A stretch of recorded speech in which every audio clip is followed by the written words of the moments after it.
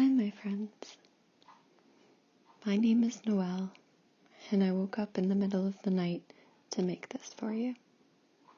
I almost feel like the stories you hear about Einstein, where he wakes up in the middle and realizes something really important. I realized something really important, and it's like a bike, riding a bike. You may have had experience riding bike, and you may have heard some of the sayings about doing such, that you don't forget how to ride a bike. And it doesn't matter how long has passed, you can always get back on and see that you know how to ride. And you also may remember what learning felt like in that moment when you finally got it. I can remember that moment when I finally got it. I was little, it was raining. My dad and I were practicing on the sidewalk. I had a purple and white bike with white rubbery wheels. And time again, he held the bike and I pedaled, and this time when he let go, I kept it going, and it felt great. I felt so free. And of course that stays in my mind as a really positive memory. I also am writing to tell you this because I know so many people who are afraid of the ground. They're afraid of when you fall off your bike when you're learning or when you're playing, that they don't want to skin their knee or their elbow. Those people may not even realize they could have worn knee pads or elbow pads. Or maybe they were afraid they'd look silly if they did. I don't know. But I love the ground, because without the ground, there's no getting up. So I can love it like a friend and thank it. And I think that may be one of my strengths in life. That I may have spent so much time on the ground, I know how to get up right away. And that's how it is on a bike, right? You fall down and you get right back up and get on. Especially as a child. There's no hesitation. You just get right back on and you keep going, right? Right. That's how it is. And that's how it was, and that's how it will be too. So first of all, I want you to enjoy this practice because it is really enjoyable. And I do think it is a practice. And we can benefit from each other. Because for a moment, I'll interject the science here that your brain does not know the difference between an image you put there through your imagination and an image it experienced through your eyes and other senses. That it is the same neurological pathway that lights up on the brain scanner. And so, this can give you a sense of control and a sense of ease. Because you can put real images there. And we can do that now. And I can guide you through it because I know how to get up. Because I love the ground. The ground is my dear friend. I'm so grateful for the ground. I don't blame the ground. I'm not afraid of a skinned knee because I know where the bacitracin is, the ointment. My kids call it magic ointment. Kind of ironic thinking about it now. And I know where the Band-Aids are. And I know it's my primary defense, the skin, the largest organ in my body system. And I know that I'm going to be just fine. Oh gosh, that's a relief too, right? I think it's all coming together in my mind. My training in school, the word grit, G-R-I-T, in education is,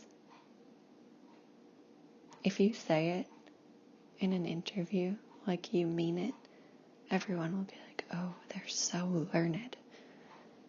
They really understand what this means and what our students need. And it's the same thing. It's just getting up. I can teach people how to get up. Oh my gosh. I can't believe it. It's that simple. I can teach people how to get up. I'm good at getting up. I know how to get up. And I'm not afraid of falling because I know how to get up. And I love the ground. Why do I love the ground, you ask? I love the ground because I understand how it's here. I'm first and foremost involved in the scientific community. And I know there would be no ground if not for supernovas. You may have heard, we are all made of stardust. And that is true because when a star explodes at the end of its life cycle, it speeds through time and space. And this heat and friction makes elements that we recognize. Periodic table, number 1, number 2. And the heavier the element, the further that piece of exploding star had to travel. So if you have something like a platinum ring, you can thank the star that exploded for it.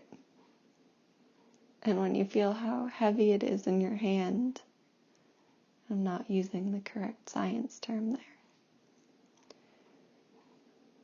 Heavy, you're feeling the pull of the gravity on its mass. You can thank the star for creating that. So our Earth is a product of interactions such as these. And if you think of a giant black spandex sheet stretched tightly, and then you think of the Earth as a marble dropped upon it, you can see that little depression where the Earth sits. And something like Jupiter would create a much bigger depression in that spandex sheet. And the bigger the depression in the sheet, the stronger the pull of gravity due to the mass. So when I fall off a bike, I don't want to say that's what I think of every time, but like gravity, thank you. Yeah, it pulls me down to the ground so I get a scraped knee, but I wouldn't even be here. I wouldn't even be able to get up if it weren't for gravity. So I can thank gravity for pulling me down. And you know what? There's something that's the opposite of gravity called the normal force. I learned about that in physics, and I remember being surprised there was such a thing. But if you picture an object on the table, it's not making a hole through the table to get to the ground. And that's because of the normal force, the balance, right? Yin and yang. We've heard it a million times, balance. And the normal force opposes the gravitational force to find that balance. So I know that when I fall down, I can trust the earth to catch me. And therefore, the earth is my friend. And I love her. I love the ground. Mother Earth. How many times have we heard you can be healed by nature? Just go outside and find a waterfall and let it cleanse you.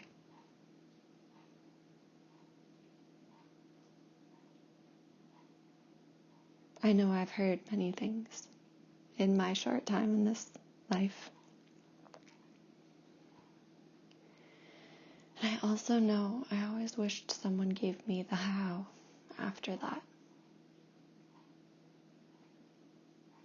And I have the chance to give you the how here, the how to get up. You fell. It hurts a little, but you can be grateful that you did fall.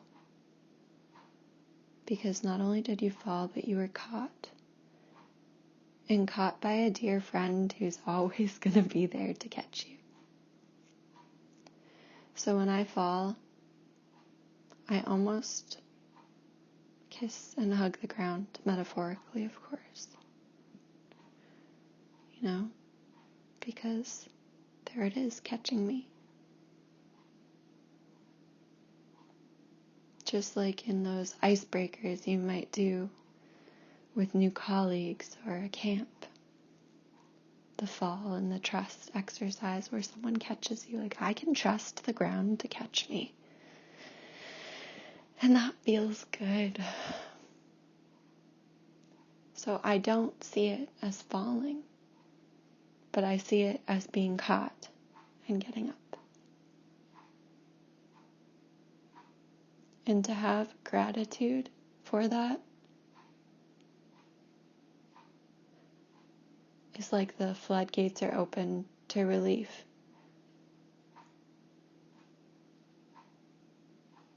And honestly, I don't think about failure. It doesn't even feel like a thing. It just feels like the path where I didn't get up. And that's not a thing either, because I always get up. So each time I get up, I can feel better knowing that I did.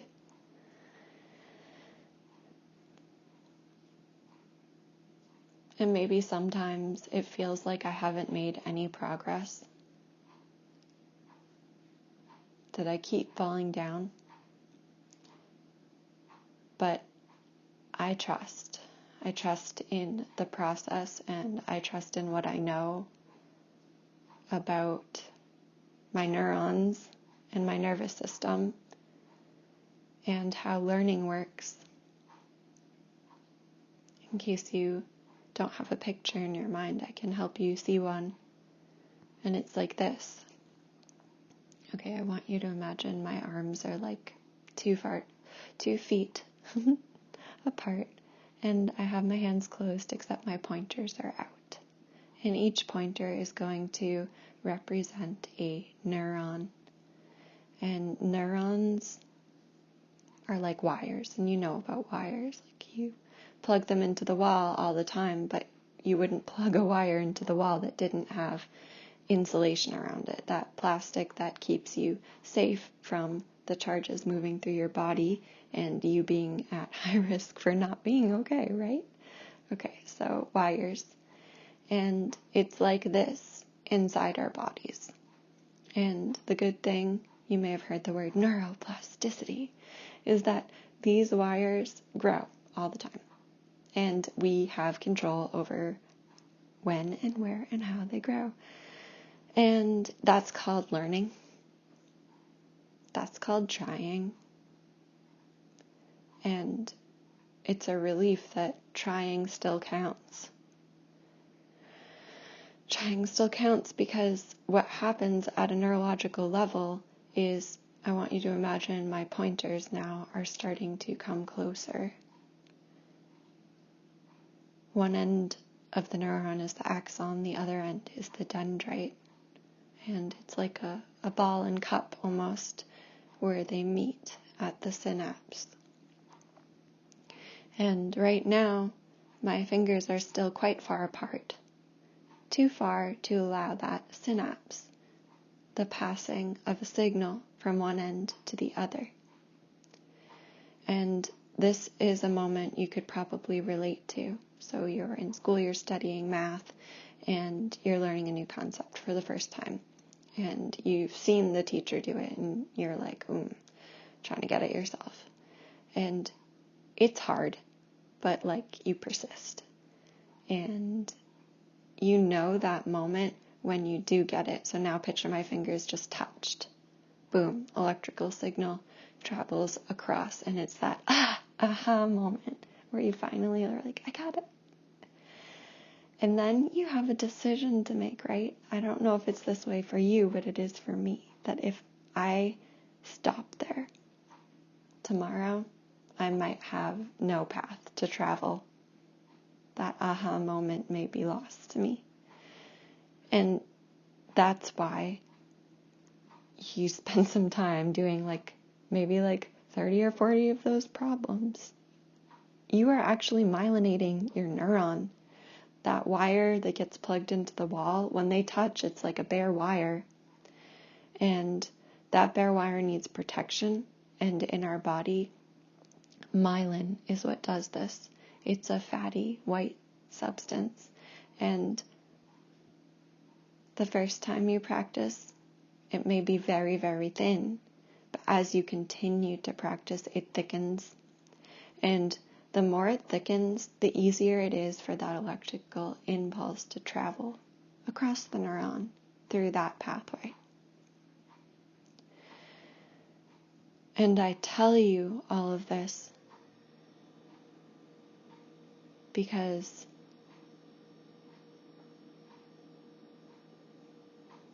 it lets you persist. Knowing that you're always making progress is enough for me to get up. I guess there's a level of trust between my body and I where I just know okay,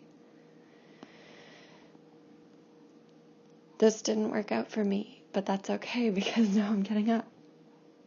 And I also know that I've made progress at a neurological level. And that I can trust in that to continue because that's how it works. So not only do I have a dear friend who catches me, the ground, but I have a body that loves me. And sometimes I do think of my body as a bit separate from my mind, and it's just a model. It's just nothing but a model I use. But I do know from a scientific perspective, there's the autonomic nervous system, the one that automatically happens. And then there's the one that we have some control over, the sympathetic and parasympathetic nervous system. And a way to relate to that quickly is your breath, right? I could say breathe in and you could do it. But it's not like that with our heart, is it? I mean, sure, we could raise our heart rate with exercise. Or we could calm it with breathing. But it's not like I say breathe in and you can just breathe in. We don't have that level of control over our heart, and I'm honestly glad that we don't, right? Because I know I rest at night, so part of my body is resting at night. But I also know that my heart doesn't rest at night. And the first time I thought of it that way, it kind of blew my mind a bit. I was like, wait, does that mean my heart has some sort of intelligence? I mean, it's coded into our DNA, into our nervous system, but it doesn't really matter. I know I can be grateful for it because it's, keeping all of the cells in my entire body connected with the resources that they need, like oxygen, right? Sometimes I even think of myself in that way, which I guess is fairly dissociated, but I think of myself as cells. And each cell is somehow working in harmony together at like the smallest level, at like the organ level, at like my entire body level. And just like I can be thankful for my heart for never taking a break, for always being there for me, I can also feel this way about my cells.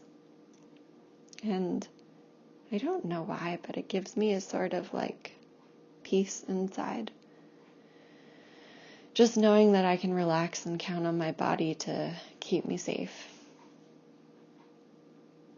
And that my body can be my friend, and that I can also be there for my body.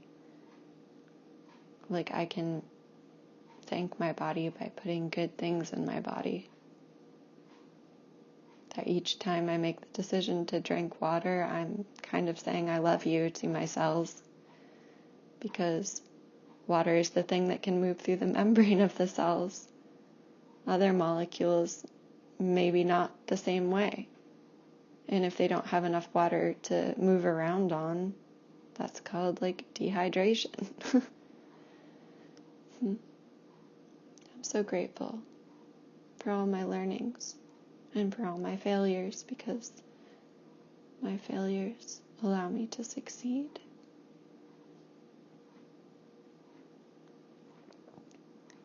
So next time you're riding a bike, you're going to get right back up. That is not a space of judgment. If anything, it's a space of gratitude that you've been caught and you can get up. And that feels good. So begin now.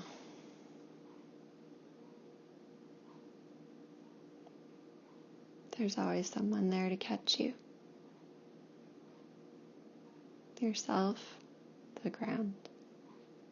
And be grateful that you're going to get up. And every time you do, you shine. You shine like the sun. And you show others how to believe in themselves. And I think this might be the biggest gift you can give to another person. To show them how to believe in themselves.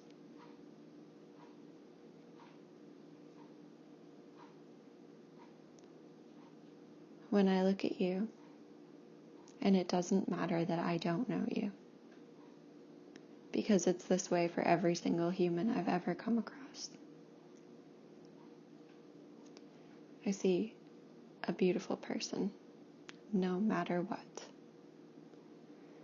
So, I know you're beautiful.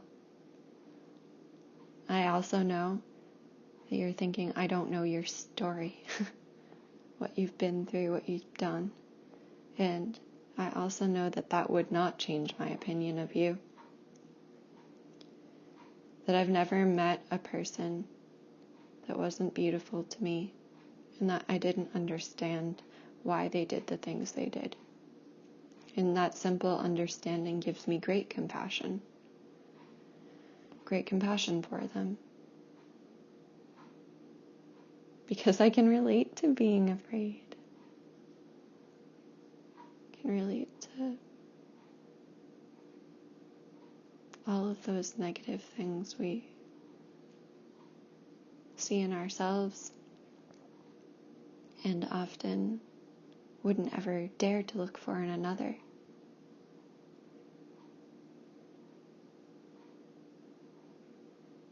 When I look at you, I see your potential and beauty so clearly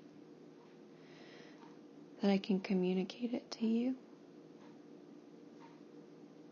so that you can see it in yourself and that you can trust yourself and that you can love yourself and that you can believe in yourself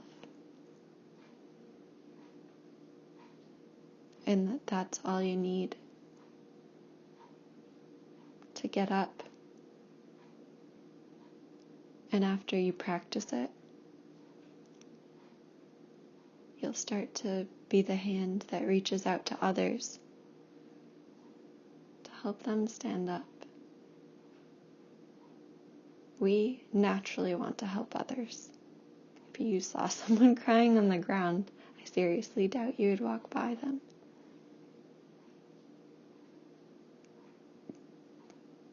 You probably would stop and maybe offer a hand or offer your attention.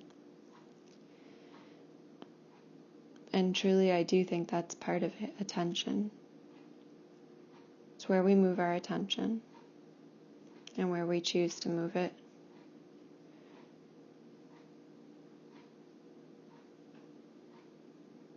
Everything. Mindfulness.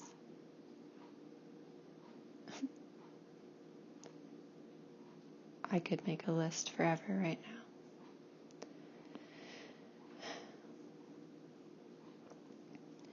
Really, I just want to thank you.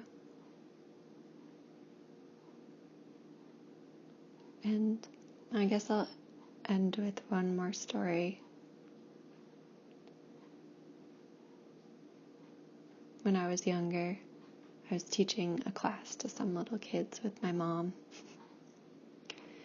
And I made them all Christmas cards because I just liked them so much, and I don't know, I wanted to do something nice for them. And I remember on all of the Christmas cards for those kids, I wrote, "Love, Noel." My mom said, "You can't give them those cards, Noel. That would make people uncomfortable if they thought, like, a parent would read that card and they'd be like, this person loves my child? Like, do I need to be afraid?" That confused me when I was young. But I haven't lost that quality, so I love easily. And I care about each person as if they were me. Because I know what it feels like to scrape your knee. I know that it hurts. And I know you might need a hug. And I'm really comfortable being that person to help you stand up. So stand up now. And go for it. I believe in you. And you can say that to yourself too. I believe in me. And that feels good.